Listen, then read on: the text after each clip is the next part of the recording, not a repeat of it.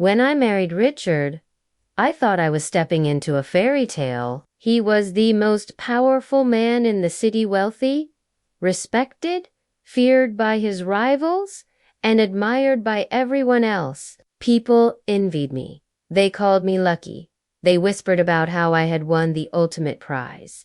And for a while, I believed them. The extravagant parties, the endless stream of designer gowns, the sprawling mansion that felt more like a museum than a home was all intoxicating. But behind the glittering facade, I felt like a shadow. Every event, every dinner, every carefully staged photograph was about him. His empire consumed him, and in turn, it consumed me. I became an accessory, a beautiful wife who smiled on his arm, silent, perfect, and untouchable. I was a prop in the grand play of his life. The loneliness was a physical ache, a cold void that no amount of diamonds or champagne could fill. I was surrounded by people, yet utterly alone. Then she came along. Her name was Camila, and she was hired as my personal assistant, not because I needed one, but because Richard thought it would keep me busy. A little project to occupy the trophy wife. The moment she walked into my life, I felt a tremor, a subtle shift in the very foundations of my carefully constructed world.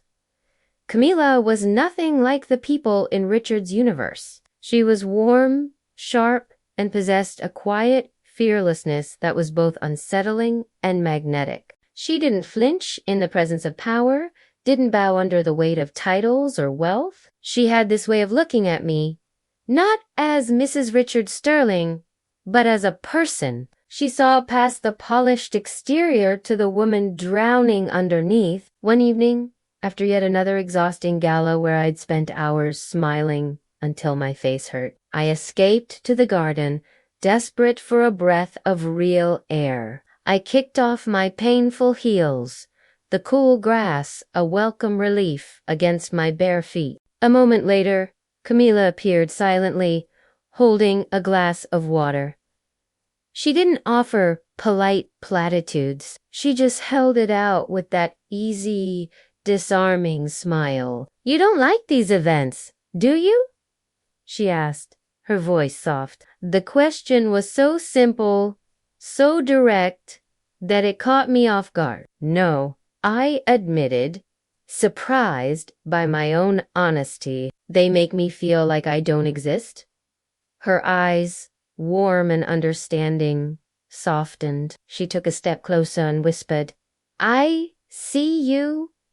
Just 3 words. But in that moment, they did more to anchor me than all of Richard's grand pronouncements and empty promises combined. For the first time, someone had bothered to look close enough to find me.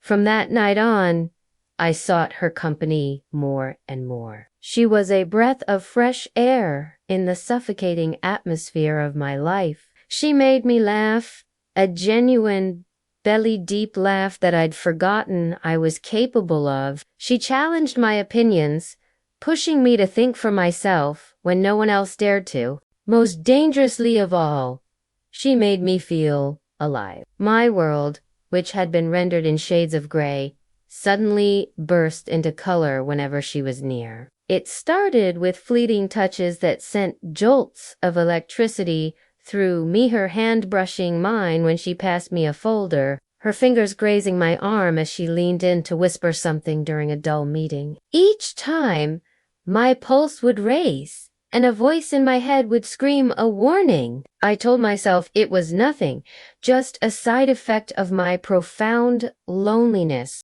But deep down, in a place I was too afraid to look, I knew this was something more. One rainy afternoon, Richard had left for yet another week-long business trip, leaving the mansion feeling vast and empty. Camila and I were alone. We sat by the fireplace, the crackling flames casting dancing shadows on the walls, sharing a bottle of wine and talking about everything and nothing. With her, the conversation flowed effortlessly. We talked about our childhood dreams, our fears, the books we loved. I told her things I had never told another soul. At one point, I laughed so hard at something she said that I nearly spilled my glass. She reached out instinctively to steady my hand, her fingers closing over mine. The laughter died in my throat. We were suddenly inches apart, her breath warm against my skin, the scent of rain and wine hanging in the air. I froze, my heart hammering against my ribs, torn between a primal fear and an overwhelming, undeniable longing. Camila, I whispered her name, and it felt like both a question and a plea. She searched my eyes, her own gaze intense, as if waiting for a signal, waiting for me to pull away, to stop her. But I didn't. I couldn't. The world outside, Richard's world, ceased to exist. In that moment, there was only us. Her lips met mine, first soft and tentative, then with a deep, hungry passion that mirrored the ache in my own soul. The world fell away. For the first time in years, I wasn't Richard Sterling's wife, or a possession, or someone's prize. I was just me. And in her arms, I was hers. But loving her was like walking on a tightrope over a canyon. It was thrilling, beautiful, and utterly terrifying. Richard had eyes and ears everywhere. His influence was a web that stretched across the entire city. If he ever found out, it wouldn't just ruin me, it would destroy her. He would crush her without a second thought. And yet, I couldn't stay away. The risk only made our connection feel more precious, more real. Our stolen moments grew into clandestine nights filled with whispered secrets and trembling hands. She became my escape, my rebellion, my salvation. Every secret glance, every hidden touch was a silent act of defiance against the gilded cage I lived in. With her, I wasn't just surviving. I was finally living. But secrets like ours have a way of clawing their way to the surface. One evening, during a tense dinner with Richard's business associates, I caught sight of Camila across the grand dining room. She was overseeing the staff, but her gaze found mine and lingered just a second too long. It was a look filled with a longing that I felt reflected in my own heart. It was a mistake, a tiny, almost imperceptible one, but Richard missed nothing. I saw his eyes narrow, a flicker of cold suspicion in their depths. The air turned to ice. Later that night, after the guests had departed, he confronted me. "You seem distracted lately," he said, his voice deceptively calm. But each word was laced with menace. "Is there something I should know?" I lied.